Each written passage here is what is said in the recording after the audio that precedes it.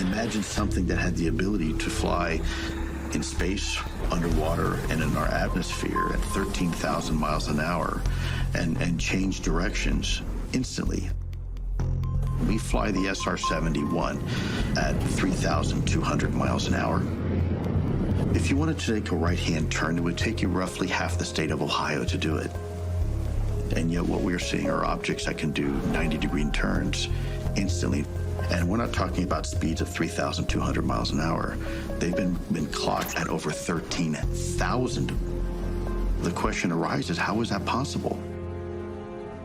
I was shown 3 videos of UFOs, and these were official Department of Defense videos that were, without question, unexplained objects. Did you talk to moving target? No, I took an auto track.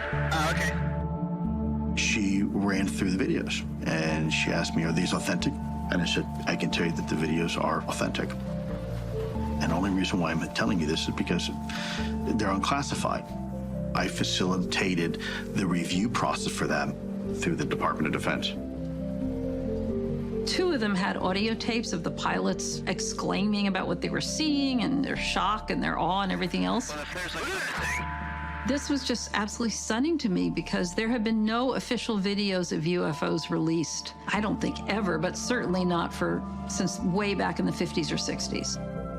And they were official. That's the thing. UFO sightings burst into the news in 1947. Where's all the intelligence data? These sightings have continued ever since. The Air Force made an effort to clear the air about the phenomenon. There's nothing to hide at all. I was stunned that we didn't have the integrity to pursue this. This government closed its study of UFOs. And so the work fell into the hands of civilian groups. The UFO reports not only exist, but persist. I mean, it's a definite UFO. The government owes it to this country to investigate sightings of extraordinary objects. They cover the whole entire sky. People want to know, is this otherworldly? This could be one of the biggest events in all of human history. Close your eyes and imagine a long cylindrical white object with rounded ends, roughly 40 feet long, that looked like a giant Tic Tac. It had no windows, no wings, no visual signs of propulsion. This particular object was not following any of our rules. It just seemed to zip so quickly that it was, again, really disorienting, really confusing for us.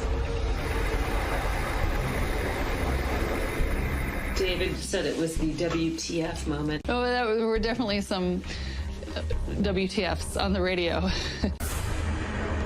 You know, some people go, what is that? And they run, and then some people see it, what is that? And they're curious. I wanted to get closer, see what it was. My lead, Commander David Fravor, he says I'm in, which means that he's engaging with this thing. The Tic Tac goes and turns and starts coming up. There's like this thing. It's rotating.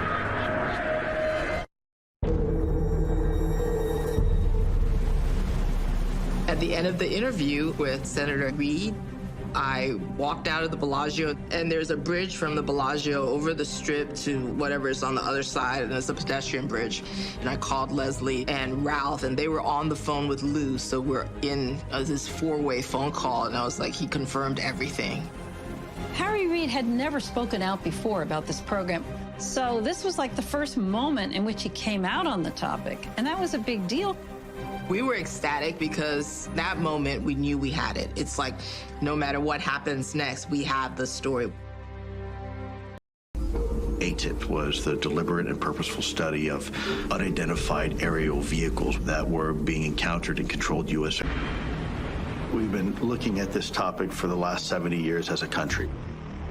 You're not taught this in history class, but we had a phenomenal series of UFO sightings directly over the nation's capital in July 1952 on 2 successive weekends.